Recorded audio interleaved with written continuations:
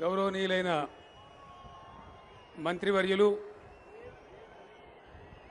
Parliament సభ్యులు, శాసన మండలి సభ్యులు, శాసనసభ్యులు, వివిధ స్థాయిల స్థానిక సంస్థల ప్రజాప్రతినిధులు ఇటీవలనే పార్టీ సభ్యత్వాన్ని విజయవంతంగా పూర్తి చేసుకొని వివిధ స్థాయిలకు పార్టీ నాయకులుగా ఎన్నుకోబడ్డటువంటి మిత్రులు, తెలంగాణ రాష్ట్రం నలుమూలల నుంచి అశేషంగా ఈ మహాసభకు తరలివచ్చినటువంటి అన్నాదమ్ములకు, అక్కా చెల్లెలకు అందరికీ వందనం, శుభాభివందనం, తెలంగాణ ఉద్యమాభివందనం. మహబూబ్నగర్ జిల్లా నుంచి ఎక్కడనో గద్వాల, వనపర్తి ప్రాంతాల నుంచి ఎంపీలు, మంత్రులు జితేందర్ రెడ్డి గారు, జూపల్లి కృష్ణారావు గారు, లక్ష్మారెడ్డి గారు, నిరంజన్ రెడ్డి గారు, అక్కడి శాసనసభ్యుల యొక్క నాయకత్వంలో మంచిర్యాల జిల్లా నుంచి, నిర్మల్ జిల్లా నుంచి, తెలంగాణ 31 జిల్లాల నుంచి ఎక్కువనో తక్కువనో కానీ ఎండకు భయపడకుండా దాదాపు 7:30-8 నుంచి 10,000 ట్రాక్టర్లలో ఈ సభకు తరలివచ్చినటువంటి నా రైతు మిత్రులందరికీ, కార్యకర్తలకు, నాయకులందరికీ నేను శిరస్సు వంచి పాదాభివందనం చేస్తా ఉన్నాను. సైకిళ్ళ మీద, మోటార్ సైకిళ్ళ మీద ఎండను లెక్క చేయకుండా వచ్చిన మిత్రులందరికీ కూడా నేను నమస్కారాలు తెలియజేస్తా ఉన్నాను. ఓరుగల్లు, పోరుగల్లు నిజమే కదా. ఇదే గ్రౌండ్లో అనేక సందర్భాల్లో, ఉద్యమ సందర్భంలో మాట్లాడుకున్నాం. కానీ కొంచెం బాధగా ఉంది, దుఃఖంగా ఉంది. ఈ గ్రౌండ్లో గతంలో జరిగిన అన్ని సభలలో ప్రొఫెసర్ జయశంకర్ గారు ముందు మాట్లాడి ఆ తర్వాత నేను మాట్లాడేవాడిని. దురదృష్టం వారు మన మధ్య లేరు. కానీ తప్పకుండా ప్రత్యేకించి ఈరోజు స్వర్గం నుంచి మనల్ని అందరినీ వారు చూస్తూ ఉన్నారు, ఆనందిస్తూ ఉన్నారు, ఆశీర్వాదం కూడా చేస్తూ ఉన్నారు. సార్ పెద్ద ఎత్తున జయశంకర్ సార్ అమరహే, మీరందరూ పెద్ద ఎత్తున చప్పట్లతో నివాళులు అర్పించాలి. సార్కు స్వర్గానికి వినిపించాలి దయచేసి. ధన్యవాదాలు. ఈనాడు ఈ పార్టీ 16 సంవత్సరాలు ముగించుకున్నది. ప్రారంభమైన నాడు జగన్ ఇది ఉంటుందా అని ఒకడు, ముందల పడుతుందా అని ఒకడు, మగల పుట్టింది పుబ్బల పోతుందిరా అని ఇంకోడు నానా రకాలుగా మాట్లాడింది. వాడు పోయింది కానీ మనం పోలే. 16 ఏళ్ళు పూర్తి చేసుకొని దిగ్విజయంగా 3 సంవత్సరాల పరిపాలన, ప్రభుత్వ పరిపాలన కూడా పూర్తి చేసుకొని రాష్ట్రం సాధించి తొలి గమ్యాన్ని ముద్దాడి రాష్ట్రంలోని అన్ని వర్గాల ప్రజల ముఖాల మీద చిరునవ్వు చూసేటువంటి బంగారు తెలంగాణ దిశగా ప్రస్థానమయ్యే ప్రస్తుత సందర్భంలో జరుగుతున్న ఈ మహాసభ చాలా సంతోషాన్ని, ఆనందాన్ని కలిగిస్తూ ఉన్నది.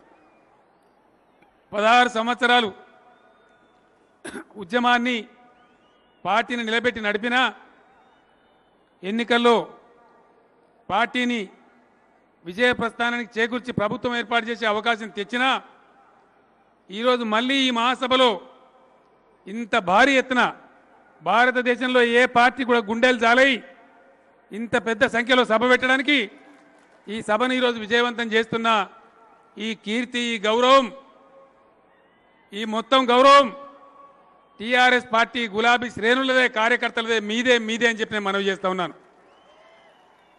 నాటి నుంచి నేటి వరకు అన్నం తిన్నమో, అటుకులు బుక్కినమో, ఉపవాసాలనమో, పోలీసు లాఠీ దెబ్బలు తిన్నమో రాష్ట్రాన్ని సాధించే వరకు విశ్రమించలే. ఈరోజు కూడా రాష్ట్ర ప్రభుత్వంలో ఏ ఒక్క వర్గాన్ని కూడా విస్మరించకుండా అందరి సంక్షేమాన్ని తీసుకొని మనం ముందుకు పోతూ ఉన్నాం. తెలంగాణ వచ్చింది. వచ్చినాక ఏం జరగాలి?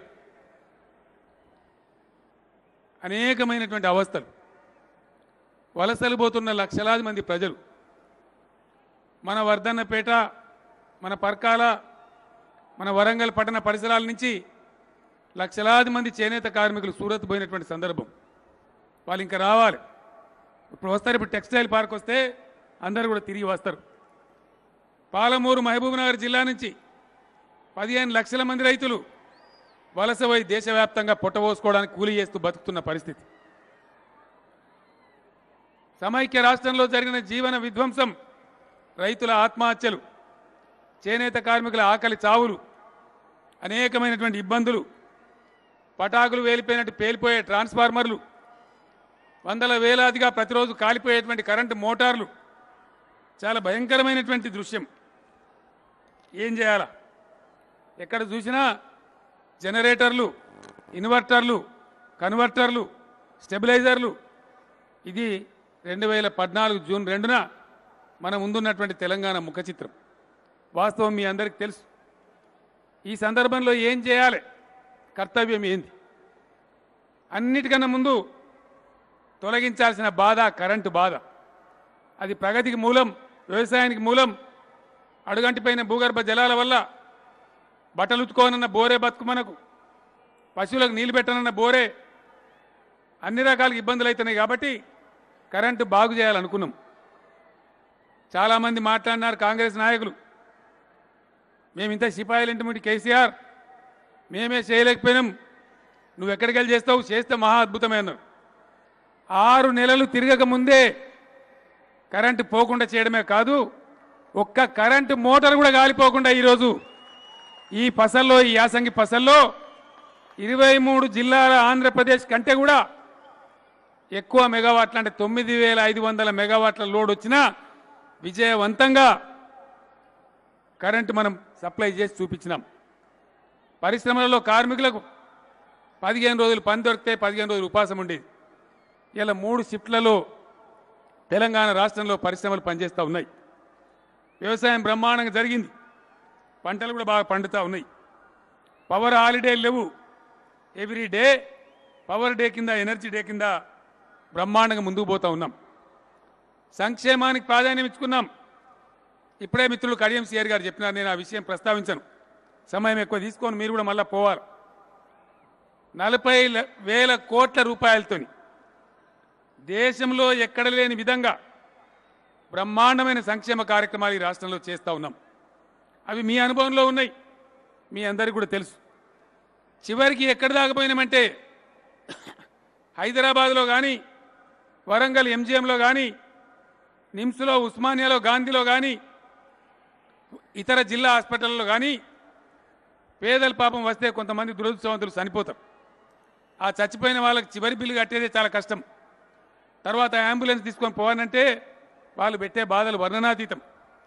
అది నాకు స్వయంగా తెలుసు కాబట్టి ఆరోగ్య మంత్రి లక్ష్మారెడ్డి గారికి చెప్పి దానికి ఒక కార్యక్రమం పెట్టి పరమపదం అనే పేరు పెట్టి సర్కార్ హాస్పిటల్ కానీ, ఇంకో హాస్పిటల్ కానీ పేదలు చనిపోతే రూపాయి ఖర్చు లేకుండా వాళ్ళ ఇంటికాడ, వాళ్ళు ఏ జిల్లా అయినా పర్వాలేదు, ఆదిలాబాద్ అయినా, మహబూబ్నగర్ అయినా, ఖమ్మం జిల్లా అయినా సరే, ఆ శవాలను ఉచితంగా ఇంటికాడ దించామని చెప్పినాం. ఇప్పటికే దాదాపు 5-6 వేల కుటుంబాలకు ఆ సాయం కూడా జరిగింది. టాప్ టు బాటం ఆలోచన చేసి 40 లక్షల మందికి పెన్షన్లు ఇచ్చేటువంటి ఏకైక రాష్ట్రం ఇలా భారతదేశంలో తెలంగాణ అని చెప్పి నేను మనవి చేస్తా ఉన్నా. కరెంట్ సమస్య పోయింది, జీవన విధ్వంసం జరిగింది. కాబట్టి సంక్షేమం చేసుకొని ప్రజలను కాపాడుకోవాలి, ప్రజల కడుపు నింపుకోవాలి, పేదలను, వృద్ధులను, వితంతువులను ఆదుకోవాలి. ఆ కార్యక్రమాన్ని విజయవంతంగా చేస్తూ ఉన్నాం. అదేవిధంగా మంచినీళ్ళ బాధ కూడా శాశ్వతంగా పోవాలి. దానికోసమే 40,000 కోట్ల రూపాయలతో టేకప్ చేసింది మిషన్ భగీరథ కార్యక్రమం. ఈ సంవత్సరం అయిపోయే వరకే గ్రామ గ్రామానికి కృష్ణా గోదావరి నీళ్లు కూడా చేరుకుంటే ఆ పనులన్నీ మీ కళ్ళ ముందే ఉన్నాయని నేను మీకు మనవి చేస్తా ఉన్నా. దీని తర్వాత జరగాల్సింది ఏంది? ఖచ్చితంగా పరిపాలనా సంస్కరణలు జరగాలి. ఎక్కడనో జిల్లా కేంద్రం ఉంటుంది, బెజ్జూరు నుంచి ఆదిలాబాద్ పోవాలంటే 300 కిలోమీటర్లు. పాత మెదక్ జిల్లాలోని సిద్దిపేటలో నంగునూరు మండలం నుంచి సంగారెడ్డి పోవాలంటే 220 కిలోమీటర్లు. మహబూబ్ నగర్లో అచ్చంపేట నుంచి మహబూబ్ నగర్ రావాలంటే అనేకమైన దూరం, అనేకమైన ప్రయాస. ఇది పోవాలంటే పాలనా సంస్కరణలు జరగాలి, కొత్త జిల్లాలు రావాలి, కొత్త రెవెన్యూ డివిజన్లు రావాలి, కొత్త మండలాలు రావాలని చెప్పి ఆలోచన చేసి 10గా ఉన్న జిల్లాల సంఖ్యను 31కి చాలా విజయవంతంగా పెంచిన విషయం కూడా మీ అందరి ముందు కూడా ఉంది. కొత్త మండలాలు కూడా 125 ఏర్పాటు చేసుకున్నాం.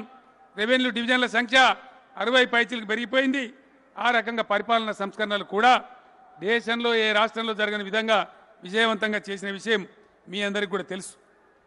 దీని తదనంతరం గ్రామీణ ఆర్థిక వ్యవస్థ బాగుపడాలి. 160% ప్రజలు గ్రామాలలోనే బతుకుతా ఉన్నాం. వ్యవసాయదారులుగా, రైతులుగా బతుకుతా ఉన్నాం. వృత్తి పని వాళ్ళుగా బతుకుతా ఉన్నాం. గ్రామీణ ఆర్థిక వ్యవస్థ పటిష్టం కావాలంటే గత 70 సంవత్సరాలు పాలన చేసిన కాంగ్రెస్, తెలుగుదేశం ప్రభుత్వాలు పని చేయలే. మొన్న మేము మాట్లాడుతూ ఉంటే కడియం సిఆర్ గారు కూడా లేచి కోపానికి వచ్చినారు అసెంబ్లీలో. నేను సందర్భం మాట్లాడుతూ ఉంటే కాంగ్రెస్ నాయకులను మమ్మల్ని హేళన చేస్తూ ఉన్నారు. గొర్రె పిల్లలు, చేప పిల్లలు అని మాట్లాడుతూ ఉన్నారు. అవసరం లేదా సోదరులారా? నేను ఒక మాట మనవి చేస్తా ఉన్నా. 30 లక్షల మంది యాదవ సోదరులు, గొల్ల కుర్మ సోదరులు ఉండే ఈ రాష్ట్రంలో ప్రతిరోజు 650 లారీల గొర్రెలు మనం దిగుమతి చేసుకుంటా ఉన్నాం. ఒక హైదరాబాద్ నగరానికే 350 లారీల గొర్రెలు దిగుమతి అవుతా ఉన్నాయి. మన సింగరేణి ఏరియా కావచ్చు, మన ఇతర పట్టణాలు కావచ్చు, మరో 300 లారీల గొర్రెలు వస్తూ ఉన్నాయి. ఇది మెడకాయ మీద తలకాయ ఉన్న ప్రభుత్వం దీన్ని ఆలోచించకుండా ఉండే ప్రభుత్వమేనా? ఎందుకు చేయలేదని చెప్పి నేను అడుగుతా ఉన్నా. ఎందుకు ఆలోచించలేదని నేను అడుగుతా ఉన్నా. ఇలా యాదవ సోదరులు, గొల్ల కుర్మ సోదరులు 30 లక్షల మంది జనాభా ఉంటే ఎందుకు ఈ పథకాన్ని ఆలోచించలేదు? అందుకే ఈరోజు ప్రతి గొల్ల కుర్మ కుటుంబానికి, ప్రతి ఒక్క కుటుంబానికి ఆయనకు గొర్రెలు ఉన్నాయా లేవా అని చూడకుండా గొల్ల కుర్మ అయితే చాలు ఖచ్చితంగా 21 గొర్రెల యూనిట్లు వాళ్ళకు అందించబోతా ఉన్నాం. 84 లక్షల గొర్రెలను ఈ సంవత్సరం, వచ్చే సంవత్సరం కలిపి అందించబోతా ఉన్నామని మనవి చేస్తూ ఉన్నా. వాళ్ళు సంపాదించేది ఇదో తమాషాలాగా అందరూ అనుకుంటా ఉన్నారు. నేను ఒక మాట మీకు మనవి చేస్తా, మీరు ఓపికతో వినాలి. మన దగ్గర ఇప్పుడు ఆల్రెడీ ఒక 50-60 లక్షల గొర్రెలు ఉన్నాయి. 84 లక్షలు ఇప్పుడు తెస్తా ఉన్నాం. 1,60,000, 1,70,000 గొర్రెలు ఉంటాయి. ఇవి 2 ఏళ్లలో 3 సార్లు ఈంతాయి. అంటే 5.5 కోట్ల గొర్రెలు అవుతాయి. 5.5 కోట్ల గొర్రెలు అయితే 1.5 కోటి మళ్ళీ పెంపకానికి ఉంచుకొని 4 కోట్ల గొర్రెలు అమ్ముకుంటే 5,000 రూపాయలకు ఒక గొర్రె అమ్ముకున్నా 20,000 కోట్ల రూపాయలను మన గొల్ల కుర్మ సోదరులు సంపద సృష్టించబోతారు. 20,000 కోట్లంటే ఈశాన్య భారతంలో ఉండే ఒక 5-6 రాష్ట్రాల బడ్జెట్ కంటే ఎక్కువ అని చెప్పి నేను మనవి చేస్తా ఉన్నా. అంత పెద్ద శక్తి మన యాదవ్ సోదరులలో ఉంది. అందుకే ఈ పథకాన్ని ప్రవేశపెట్టినాం. ఇందులో పైరవీలు ఉన్నాయి. ఎవరికి లంచాలు ఇవ్వద్దు. మీరు సొసైటీలలో మెంబర్లు అయితే చాలు. ఆ ప్రకారంగా విజయవంతంగా దీన్ని పూర్తి చేసుకుంటాం. అదేవిధంగా నాయి బ్రాహ్మణ సోదరులు మనకు క్షౌరాలు చేస్తేనే మంచిగా శుభ్రంగా ఉన్న ఇవాళ సభలు అందరం మంచిగా కనబడుతున్నాం. వాళ్ళు క్షౌరాలు చేయకపోతే ఎంటికలు పెరిగి గుడ్డేలుగులు కనబడతాం. నిజమే కదా? నిజమేనా కాదా అన్న? నిజమేనా? ఆ సోదరులను కూడా ఆదుకోవాలి. దోబి రజక సోదరులు మన బట్టలు ఉతుకుతేనే పరిశుభ్రంగా ఉంటాం. మన విశ్వబ్రాహ్మణ సోదరులు, మన కంచరి సోదరులు, కుల వృత్తి కోల్పోయిన కుమ్మరి సోదరులు, చేనేత సోదరులు, ఇంకా ఉన్నటువంటి కుల వృత్తుల వాళ్ళు, వృత్తి లేకుండా సంచార జీవులుగా ఉన్న ఎంబీసీ 93 కులాలుగా ఉన్నటువంటి బీసీ వర్గాలలో చాలా పెద్ద నిర్లక్ష్యానికి గురైనారు. అందరి గురించి కూడా బడ్జెట్లో ఏర్పాటు చేసుకున్నాం. అందరికి కూడా బ్రహ్మాండమైన పని జరగబోతా ఉంది. 25,000 నవీన క్షౌరశాలలు తెలంగాణ గ్రామాలలో. మన ధనిక రాష్ట్రం కాబట్టి గ్రామాలలో సంస్కృతి మారాలి. గ్రామాలలో ఉండే నాయి బ్రాహ్మణులు 25,000 మందికి 1,00,000 రూపాయల చొప్పున 100% ప్రభుత్వమే సబ్సిడీ ఇచ్చి నవీన క్షౌరశాలలు, మోడర్న్ సెలూల్స్ ప్రతి గ్రామంలో ఈ సంవత్సరమే పంపిణీ చేయబోతా ఉన్నామని మనవి చేస్తా ఉన్నా. రజక సోదరులకు దోబీ ఘాట్లు కానీ, అధునాతనమైన డ్రైయర్స్ కానీ, వాషింగ్ మెషిన్స్ కానీ సప్లై చేయబోతా ఉన్నాయని మనవి చేస్తా ఉన్నా. విశ్వబ్రాహ్మణ సోదరులకు, వడ్రంగి సోదరులకు, కమ్మరి సోదరులకు, అదేవిధంగా కంచర్ సోదరులకు కూడా విశ్వకర్మలుగా ఉన్న పంచదాయిల వాళ్ళకు కూడా 200 కోట్ల బడ్జెట్ కేటాయించాం. వాళ్ళ సంక్షేమాన్ని కూడా చేసుకుంటామని మనవి చేస్తా ఉన్నాం. గీతి వృత్త కార్మికుల గురించి హైదరాబాద్లో కళ్ళు దుకాణాలు ఆంధ్ర వాళ్ళు మూసేసినారు. తెలంగాణ వస్తే తెరిపిస్తామని చెప్పినాం, వాటిని తెరిపించినాం. ఈరోజు 5 కోట్ల ఈత తాటి చెట్లు కూడా పెంచేటువంటి కార్యక్రమాన్ని చేస్తా ఉన్నాం. ఈ మందు కళ్ళు బాధ పోవాలి, మంచి కళ్ళు మళ్ళీ తెలంగాణ రావాలి, మన గీత పని వాళ్ళు కూడా గొప్పగా బతకాలని చెప్పి ఈ సందర్భంగా నేను మనవి చేస్తా ఉన్నాను. ఎరువుల కొరతలు మనం చూసినాం, ఇత్తనాల కొరత చూసినాం, ఎరువుల దుకాణాల కాడ చెప్పులు పెట్టిపోదుము, పోలీస్ స్టేషన్లలో అమ్మినారు, రెండు రోజులు లైన్లో ఉంటే ఒక బస్తా దొరకది. ఈరోజు ఆ పరిస్థితి లేదు, దాన్ని కూడా సంస్కారం చేసుకున్నాం. ఎండాకాలంలో ఎవరికి పట్టలేనప్పుడు దేశంలో లక్షల మెట్రిక్ టన్నుల బఫర్ స్టాక్ తెచ్చి మన రాష్ట్రంలో స్టాక్ చేస్తూ ఉన్నాం. అందువల్ల ఎరువుల కొరత, విత్తనాల కొరత కూడా రైతాంగానికి రాకుండా తయారైందని నేను మనవి చేస్తూ ఉన్నా. మన గవర్నమెంట్ టీఆర్ఎస్ ప్రభుత్వం వచ్చే నాటికి రాష్ట్రంలో గోదాముల కెపాసిటీ కేవలం 4 లక్షల మెట్రిక్ టన్నులు. అది సరిపోదని ఆలోచించి ఇలా 17 లక్షల అదనపు మెట్రిక్ టన్నుల గోదాములు నిర్మాణం పూర్తి అవుతా ఉన్నాయి. మే నెల ఆఖరుకు 21 లక్షల మెట్రిక్ టన్నులకు గోదాముల సామర్థ్యం కూడా పోయిందని నేను మనవి చేస్తూ ఉన్నా. ఈ విధంగా కరెంటు బాగు చేసుకున్నాం, మంచినీళ్ళ సమస్య తీర్చే ప్రయత్నం చేసుకుంటా ఉన్నాం. మిషన్ కాకతీయ కింద చెరువులన్నీ కూడా 19,000 చెరువులు ఇప్పటికే బాగు చేసుకున్నాం, మిగిలిన చెరువులు బాగు చేసే దిశగా పోతా ఉన్నాం. చేప పిల్లలు కూడా బ్రహ్మాండంగా 27,000 కోట్ల చేప పిల్లలు ఈసారి వేసుకున్నాం. మళ్ళీ రాబోయే రోజులలో 50 కోట్ల చేప పిల్లలను ఉచితంగా సరఫరా చేయబోతా ఉన్నాం. మత్స్య పరిశ్రమకు కూడా 1000 కోట్ల రూపాయలు కేటాయించుకున్నాం. మత్స్య కార్మికులను కూడా బ్రహ్మాండంగా తయారు చేసుకోవడానికి పోతా ఉన్నాం. వీటన్నిటితో పాటు గ్రామీణ ఆర్థిక వ్యవస్థ బ్రహ్మాండంగా ముందుకు రావాలంటే రైతులు బాగుపడాలి. మీ అందరికి తెలుసు, ఇండియాలో ఏ రాష్ట్రం చేయని విధంగా 17,000 కోట్ల రూపాయలు రైతుల రుణాలను మొన్న చివరి కిస్తుతోని మాఫీ చేయడం పూర్తయింది విజయవంతంగా చెప్పి నేను మనవి చేస్తూ ఉన్నా.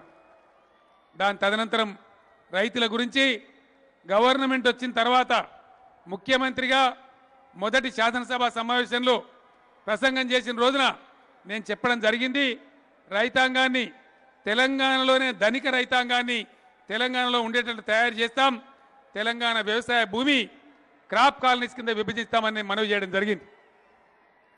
కెమెరా మిత్రునికి మనవి, మీరు దయచేసి కెమెరా దింపద్దండి, వాళ్ళు మీ కెమెరా చూసి అరుస్తూ ఉన్నారు.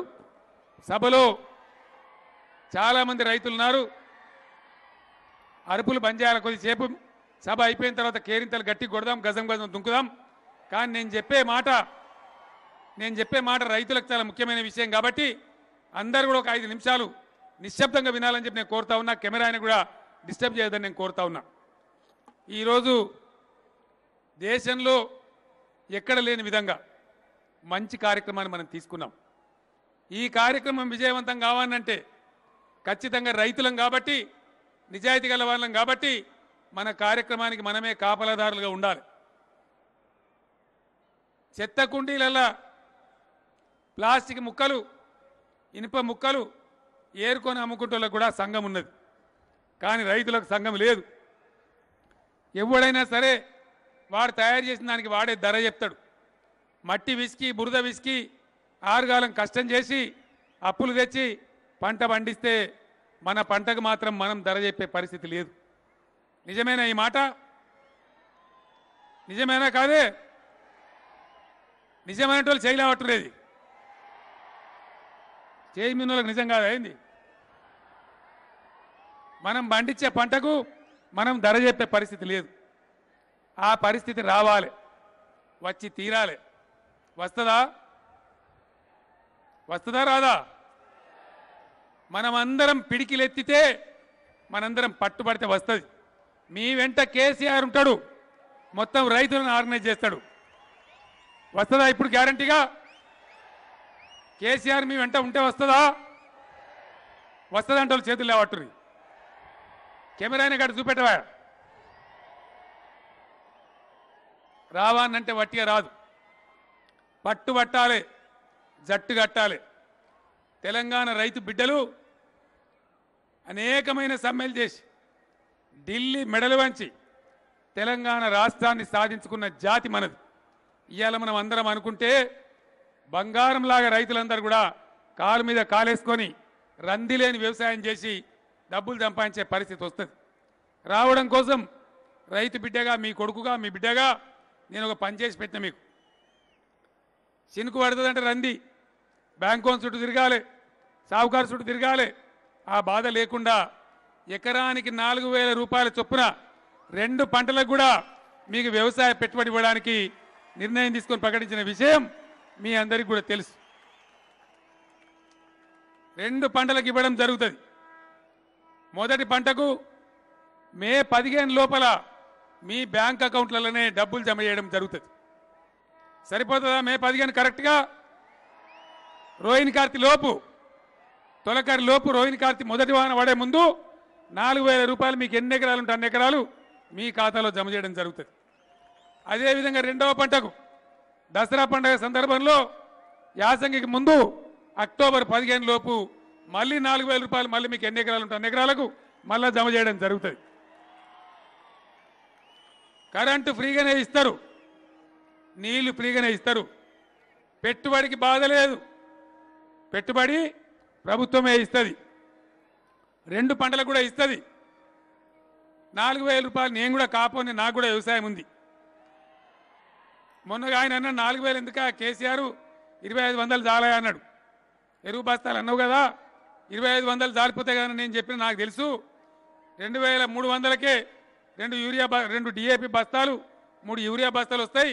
మరి ఇత్తనం ఎవడు కొనియాలి, పురుగుల మంది ఎవడు ఇవ్వాలి, మరి ఒక ఎకరానికి కొంత కూలి కూడా మొదటి కూలని ఎవరు ఇవ్వాలి, అందుకే 4,000 పెట్టినాం.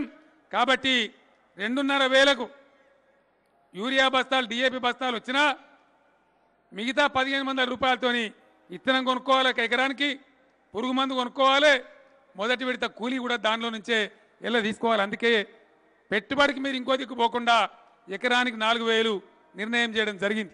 ఆ డబ్బులు మీకు వస్తాయి, రావాలి. ఎట్లా రావాలి? మనం అమ్మే పంటకు ధర రావాలి. ఎట్లా రావాలి? దాని సూత్రం అంతా నేను కనిపెట్టా. రైతులు ఇంతకుముందు ఉన్నట్టు అనార్గనైజ్డ్గా ఉండద్దు, రైతులు ఆర్గనైజ్ కావాలి. గ్రామంలో ఉండేటువంటి అందరూ రైతులతోని, అన్ని కులాల వాళ్ళు, ఎవరికి 1/2 గుంట భూమి ఉన్నా 2 గుంటల భూమి ఉన్నా ఆ రైతులందరూ మెంబర్లై గ్రామ రైతు సంఘం ఏర్పాటు కావాలి. గ్రామ రైతు సంఘాల సమాహారంగా మండల రైతు సమాఖ్య ఏర్పాటు కావాలి. మండల రైతు సమాఖ్యల యొక్క సమాహారంగా జిల్లా రైతు సమాఖ్య ఏర్పాటు కావాలి. జిల్లా రైతు సమాఖ్యల సహకారంగా రాష్ట్ర రైతు సమాఖ్య ఏర్పాటు కావాలి. రాష్ట్ర రైతు సమాఖ్యకు రాష్ట్ర ప్రభుత్వం బడ్జెట్లో పెట్టి బాజప్తా 500 కోట్ల రూపాయల నిధిని ప్రభుత్వం రాష్ట్ర కార్మిక కర్షక సమాఖ్య దగ్గర పెడుతుంది. ఆ సమాఖ్య అధ్యక్షుడు ముఖ్యమంత్రి ఎంత పవర్ఫుల్లో అంత పవర్ఫుల్ ఉంటాడు. ధాన్యం పండంగానే మనం బస్తాలు తీసుకొని మార్కెట్లకు పోవద్దు, ఎవరెవరి వాళ్ళం పోవద్దు. మన గ్రామ రైతు సంఘాలు, మండల రైతు సంఘాలు, జిల్లా రైతు సంఘాలు వ్యాపారస్తులతో మాట్లాడతారు. సేటు మక్కలు వండించిన బిడ్డ ఏం ధర ఇస్తావు, ఇస్తావా ఇయ్యవా? ఈ ధర ఇవ్వకపోతే మేమే రైతులకు పర్మిట్లు ఇస్తాం, దేశంలో ఎక్కడ ధర ఉంటే అక్కడ రాష్ట్ర రైతు సమాఖ్య ఆధ్వర్యంలో అమ్ముకుంటాం, కానీ మీకు మాత్రం ఇయ్యమనే పద్ధతికి మనం ఎదగాలి. చేద్దామా ఈ పని? చేయవలసిందేనా? వడ్లు వండుతాయి, వాళ్ళు వ్యాపారస్తులు దళారీలు టెలిఫోన్లు దింపుకుంటారు, ఎవడు పోయినా గదే రేటు పెడతారు. ఒకటైనా మీటర్ గుచ్చి దీనిలో తేమ శాతం కింద ఉంటుంది అంటాడు. మీటర్లు ఇప్పుడు వాళ్ళ దగ్గర ఉన్నాయి, మీటర్లు రైతు సంఘాల దగ్గర ఉంటాయి. రైతు సంఘం చెప్తుంది ఎంత తేమ ఉన్నది ఎంత లేదనే మాట. ఆ రకమైన పవర్ కూడా మన రైతాంగానికి రావాలి. అట్లయితే మినిమం సపోర్ట్ ప్రైస్ అంటే పండించిన పంటకు ధర అనేది మనము రాబట్టుకోగలుగుతాం, బ్రహ్మాండంగా ఆర్థికంగా అభివృద్ధి చెందగలుగుతాం. ఇవన్నీ ఏర్పాటు చేయాలంటే నీళ్లు రావాలి. వ్యవసాయానికి నీళ్ల కోసం ప్రయత్నాలు జరుగుతున్నాయి. మిషన్ కాకతీయ మీకు తెలుసు, మంత్రి తుమ్మల నాగేశ్వరరావు పట్టుదల బట్టి ఆయన నియోజకవర్గం పాలేరులో ఖమ్మం జిల్లాలో 10.5 నెలల్లో ప్రాజెక్టు భక్తరామదాస్ కంప్లీట్ చేసి 60,000 ఎకరాలకు నీళ్ళడానికి ఇలా రంగం సిద్ధమైంది. కాంగ్రెస్ ఇతర పార్టీలకు గుండెలు ఎదిరిపోయినాయి. వాళ్ళు ఇదే స్పీడ్లో కనుక కేసీఆర్ కాళేశ్వరం పూర్తి చేస్తే ఉత్తర తెలంగాణ సస్యశ్యామలం అవుతుంది. ఇదే స్పీడ్తో కేసీఆర్ పాలమూరు ఎత్తిపోతల పథకం కంప్లీట్ చేస్తే మహబూబ్నగర్ జిల్లా, రంగారెడ్డి జిల్లా మొత్తం సస్యశ్యామలం అవుతుంది. ఇంకా మాకెవడు ఓటేస్తాడు, రాజకీయంగా మాకు బతికేదని ఈరోజు వీళ్ళు దాన్ని అడ్డుకునే ప్రయత్నం చేస్తూ ఉన్నారు, స్టే తెచ్చే ప్రయత్నం చేస్తూ ఉన్నారు, విపరీతమైన గ్రీన్ ట్రిబ్యునల్కి పోతూ ఉన్నారు, నీళ్ళు రాకుండా అడ్డం చేసి ప్రజలకు ద్రోహం చేస్తూ ఉన్నారు. నేను ఒక్కటే మాట మీతో మనవి చేస్తూ ఉన్నా, ప్రభుత్వం 1 అరనో క్లియరెన్స్ రాకుండా ప్రాజెక్ట్ తొందరగా కడతామని ఆదుర్దతో కట్టచ్చు. దేనికోసం కడతారండి? ఎవరి కోసం కడతారు? తొందరగా నీళ్లు రావాలి. ఆరిపోయిన తెలంగాణ, వలసపోయిన తెలంగాణ, నెర్రెలు వారిన తెలంగాణ నేలకు నీళ్లు రావాలని ప్రభుత్వం చేస్తే దానిలో టెక్నికల్ తీసి కోడిగుడ్డు మీద ఈకెలు వీకి గ్రీన్ ట్రిబ్యునల్కి పోయి పర్యావరణ అనుమతి లేదు, తొక్క లేదు, తోశానం లేదని స్టేలు తెచ్చి దాన్ని అడ్డుకునే ప్రయత్నం చేస్తూ ఉన్నారు. ఈ కాంగ్రెస్ దద్దమ్మలు, ఈ సన్నాసులు ఆనాడు ఆంధ్రప్రదేశ్లో పదవుల కోసం, పైరవీల కోసం నోరు మూసుకొని దద్దమ్మల్లాగా పడున్నారు. కాబట్టే తెలంగాణ ఈ గతి పుట్టి చివరికి తెలంగాణ రాష్ట్రాన్ని సాధించుకున్నాం. వలసలు పోయే కర్మ తెచ్చింది ఈ సన్నాసులే.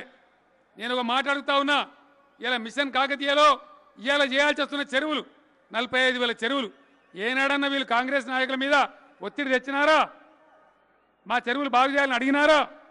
నోరు తినారా? యుద్ధం చేసినారా? ఏనాడు కూడా చెయ్యకపోగా మళ్ళీ ఇప్పుడు నీళ్లు రాకుండా శిఖండిలాగా అడ్డం పడతా ఉన్నారు. వాళ్ళందరినీ దయచేసి ఎక్కడికక్కడ నిలదీసి మీరే అడగాలని చెప్పి నేను కోరుతా ఉన్నా. వీళ్ళ చరిత్ర మీరు స్వయంగా చూసినారు. నేను అంటున్నా వీళ్ళని సన్నాసులని, దద్దమ్మలని. ఎందుకంటున్నా నేను? ఆనాడు మీరందరూ చూసినారు. పౌరుషం లేదు, వీళ్ళకి రేషం లేదు. వీళ్ళ నిష్క్రియాపరత్వం వల్లనే తెలంగాణ కరువు కాటకాల కాలవాలమైంది. 24 లక్షల బోర్లు వేసుకొని రైతుల బతుకులు బోర్ల పడ్డాయి. కరెంటు బాధలతో కాలి సచ్చినం, రైతుల కరెంటు షాకులు పట్టి సచ్చినం. వీళ్ళ యొక్క తెలివి తక్కువతనం వల్ల, వీళ్ళ తెలంగాణ యొక్క కాంగ్రెస్ నాయకుల అసమర్థ విధానాల వల్ల. అది మీ అందరికీ తెలుసు. రాజశేఖర రెడ్డి ముఖ్యమంత్రి ఉన్నాడు, అహంకారంతో మాట్లాడినాడు. మీ తెలంగాణ రావడానికి నేను అడ్డం కాదు, నిలువు కాదని ఆయన మనల్ని ఎక్కిరిస్తూ ఉంటే వీళ్ళు ఆయన సంకలతో వచ్చి ముసిముసి నవ్విండ్రు తప్ప ఒక్కడు కూడా ధైర్యం చేసి రాజీనామా చేసి రాలే. కిరణ్ కుమార్ రెడ్డి అనేటువంటి ఒక ముఖ్యమంత్రి ఎక్కువ మాట్లాడితే ఇదే ఈటల రాజేందర్, హరీష్ రావు, మిగతా టీఆర్ఎస్ ఎమ్మెల్యేలు వీళ్ళందరూ కూడా అసెంబ్లీలో నిలదీస్తే ఏమన్నాడు కిరణ్ కుమార్ రెడ్డి? రాసుకో, తెలంగాణకు ఒక్క రూపాయి కూడా ఇయ్యా, ఏం చేసుకుంటావో చేసుకపోనాడు. ఒక్క కాంగ్రెస్ నాయకుడన్నా రాజీనామా చేసిండా? బయటికి వచ్చిందా? వీళ్ళకి నెత్తురుందా?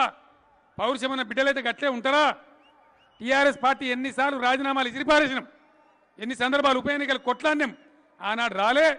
ఆనాడు కాంగ్రెస్ నాయకుల సంచులు మోసిండ్రు పదవుల కోసం. మళ్ళీ ఇలా ప్రాజెక్టులు కడదామంటే స్టేలు తెచ్చి అడ్డుకుంటా ఉన్నారు. దయచేసి ఎక్కడికక్కడ తెలంగాణ ప్రజానికం ఈ నాయకులను నిలదీసి అడగాలి. ఎందుకు స్టే చేస్తున్నారు? ఇవాళ మేలుగోరు స్టే చేస్తున్నారు, ఏం లాభిస్తుంది స్టే చేస్తున్నారని చెప్పి అడగాలని చెప్పి నేను ప్రజలందరినీ కూడా కోరుతా ఉన్నా. ఈరోజు ఒకటే మాట మీకు ఇస్తా ఉన్నా, మీ ఆశీర్వచనం, మీ దీవెన ఉన్నంత కాలం, మీ సపోర్ట్ ఉన్నంత కాలం, ప్రాణం పోయినా సరే ఖచ్చితంగా అభివృద్ధిని ఆగనివ్వను. ఎన్ని బాధలు పడినా సరే ఖచ్చితంగా దాన్ని సాధిస్తామని మనవి చేస్తా ఉన్నా. గవర్నమెంట్ వచ్చిన కాడి నుంచి ఏ ఎన్నికకు పోయినా బ్రహ్మాండమైన విజయం మీరు గెలిపిస్తూ ఉన్నారు. లోకల్ బాడీ ఎలక్షన్ కావచ్చు, అసెంబ్లీ ఉప ఎన్నిక కావచ్చు. ఇక్కడ పసునూరు దయాకర్ను ఇదే వరంగల్లో పార్లమెంట్ ఉప ఎన్నికల్లో 4,60,000 మెజార్టీ ఇచ్చి కావచ్చు, చరిత్రలో ఎప్పుడు లేని విజయాలు మీరు ఇస్తూ ఉన్నారు. అవి చూసి కళ్ళు బయలు తిరిగి ఇక మా గతి లేదేమనుకున్న వాళ్ళు రకరకాల కథలు చేస్తూ ఉన్నారు. సిపిఐ నాయకుడు ఆయన నారాయణ అని హైదరాబాద్ ఎన్నిక జరుగుతుంటే టీఆర్ఎస్ గిట్ట గెలిస్తే నా చెవు కోసుకుంటానన్నాడు. నేను చెప్పిన నారాయణ ఓట్లు లెక్క పెట్టినాడు, హైదరాబాద్లో ఉండకు, చెవు పోతుంది నీదని చెప్పిన. నేను ఒంటి చెవు నారాయణ చూసి నాకు ఇష్టం లేదని చెప్పిన. ఓడు చెవు కోసుకుంటా అంటాడు, ఓడు గడ్డం పెంచుతా అంటాడు, ఇంకోటి మాట్లాడతాడు. 2019లో మళ్ళీ మనమే ఒకసారి బ్రహ్మాండంగా గెలిచిన తర్వాత ఎవడెవడు ఏమేమి కోసుకుంటాడో ఆ రోజు చూద్దాం, ఆ రోజు మాట్లాడమని మనవి చేస్తూ ఉన్నాను. ఈరోజు ఈ సభను బ్రహ్మాండంగా ఇంత ఎండ ఉన్నా, ఇంత టెంపరేచర్ ఉన్నా కూడా మీరందరూ కూడా అనేకమైనటువంటి ప్రయాస కోర్చి ఇంత పెద్ద సభ జరగడానికి భారతదేశంలోనే ఈ ఎన్నికల తర్వాత ఏ పార్టీ కూడా జరపలేదు. ఇలా టీఆర్ఎస్ పార్టీ కూడా పిడికెడు మందితో ప్రారంభమైన పార్టీ 75 లక్షల సభ్యత్వం సంతరించుకొని భారతదేశంలోనే ఒక మంచి రాజకీయ ఫోర్స్గా తయారైంది.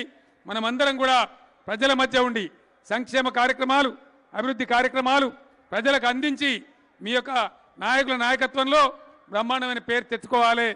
2019లో కూడా బ్రహ్మాండమైన విజయం సాధించి ముందుకు పోయి ఈ రాష్ట్రాన్ని మనం కోరుకున్న రాష్ట్రం చేయాలని చెప్పి నా చివరి రక్తం పొట్టు వరకు కూడా మడమ దిప్పకుండా ఎవరి మీదైనా సరే తెలంగాణ వ్యతిరేక శక్తుల మీద పోరాటం చేసి బంగారు తెలంగాణ చేసే వరకు విశ్రమించనని మరొక్కసారి తెలంగాణ ప్రజల సేవకు పునరంకితం అవుతూ నేను సెలవు తీసుకుంటా ఉన్నాను. జై తెలంగాణ, జై తెలంగాణ. స్టేజ్ మీద ఉన్న వాళ్ళు అంటలేరా? జై తెలంగాణ. జై తెలంగాణ.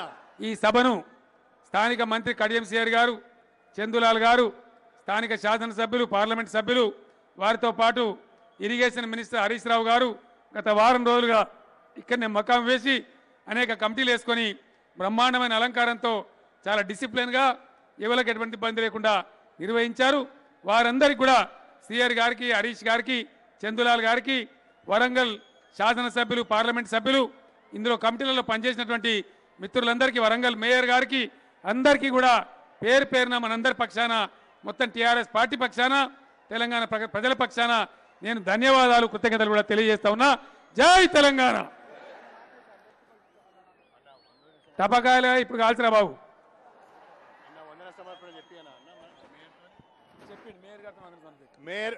వరంగల్ మేయర్ గారు వందన సమర్పణ చేస్తారు.